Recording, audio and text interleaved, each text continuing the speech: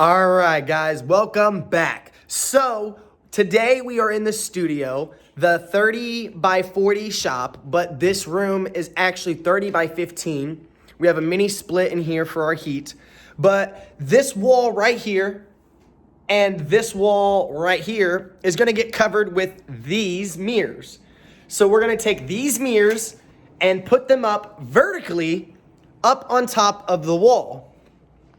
And then we're going to remove all of this carpet, put down some vinyl, and then we're gonna put stripper poles right here and right here. And then a silk is gonna go right here. So we're gonna remove all these receptacle outlets, and we're going to bring in all of the wood that we need to build the frame to be able to hold the mirror.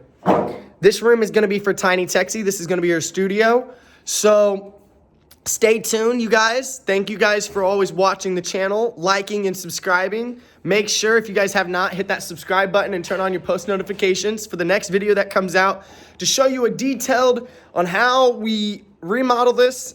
It's gonna be a lot of fast paced, but whenever we run into a complication or a problem, we'll turn down the music. We'll obviously come back and have a discussion with you guys and give you guys more updated information on what we're doing.